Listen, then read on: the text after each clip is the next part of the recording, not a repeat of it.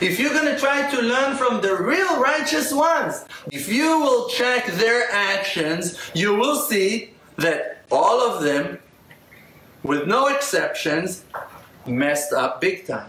They failed, huge failures. And we can go one after the other, and you will see that each and every one of those huge righteous ones failed big time in his life.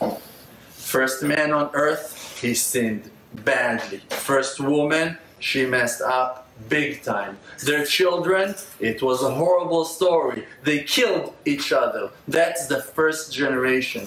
Noah, he was the leader of his generation. He been saved based on his righteousness. He been saved from the flood.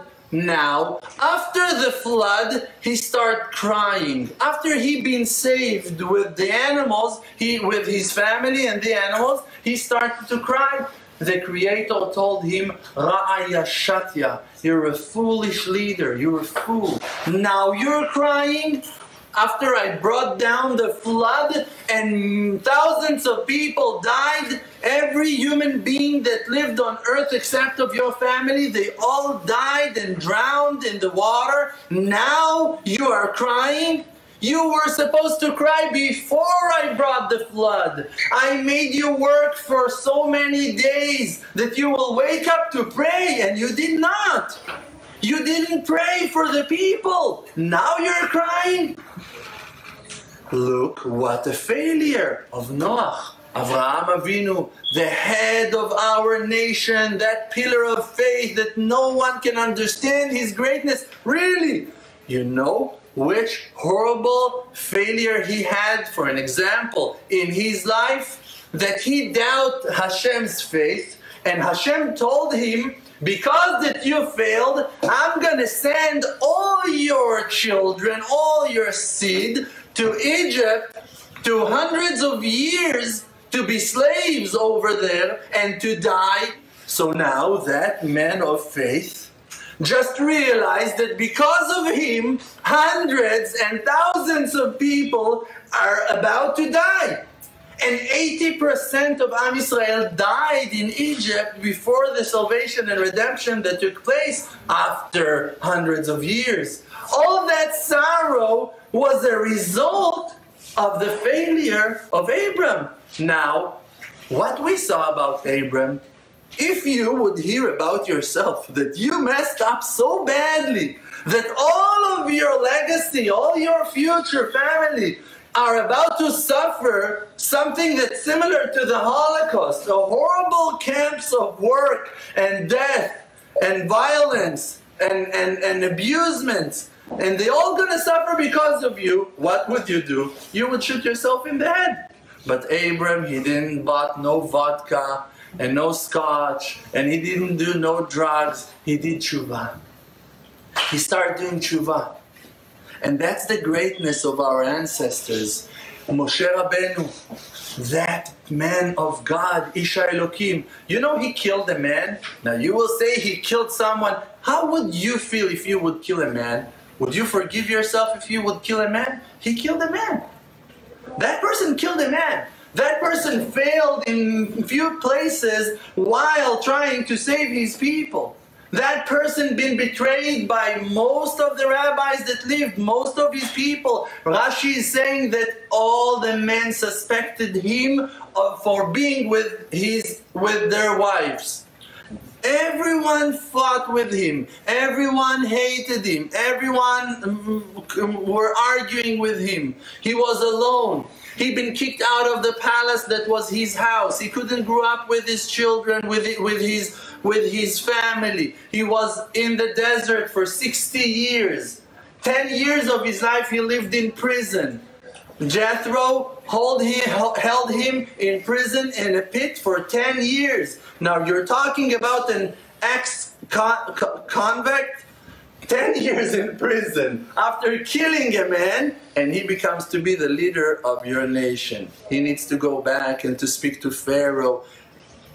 Is that a prototype of a righteous man that you would imagine to yourself that you want to look up to?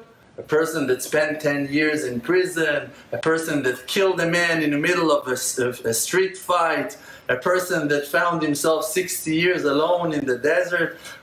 Shimshon, Samson, he saw a beautiful woman and he loved her, and she was not Jewish, but he loved her and he didn't know what to do, and he converted her. If you would see some non-Jewish woman and you would start now putting the effort to convert her and to make her Jewish just because that you liked her, you wouldn't hold yourself as righteous. You would judge yourself in a very negative way. You would say bad things about yourself on why you're doing it. But he was the eyes of Hashem in that generation. He was the potential Mashiach of his generation. He saved Am Israel from horrible decrees. You cannot understand the greatness of a person because of the low actions and the failures that he had to go through in his life. King David sent a man to the war because he wanted to marry his wife, and that man been killed, and he made sure that that soldier will write a get piturin, that she will be divorced legally by the rules of the Torah, and he made it all perfect for himself to get married with her. But when he been rebuked by the prophet, by Natan HaNavi, he was a man enough to admit that he messed up, that he was wrong, that he failed, and he did tshuva. And when he did tshuva, then bat kol, a voice from heaven been heard in the whole kingship of Israel, of Yehudah, and everyone heard that King David become the fourth wheel of the holy chariot of heaven, ahead to our ancestors, greater than Abraham, Isaac, and Jacob. Why? Because he did tshuva. All those righteous people, you can find so many horrible lackings in their lives, but it didn't stop them from working and fixing themselves and completing the mission that been set for them by the Creator.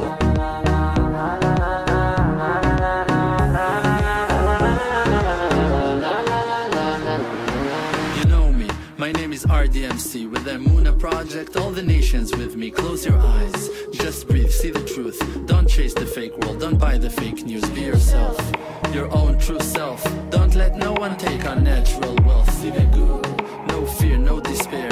Cherish who that you are and share. Source of power from an endless spring. Light of courage in yourself, yeah. They can kick you down to the ground. Hold yourself up till you are, put up your crown. King of the Creator, holy soul inside. Focus on the spiritual.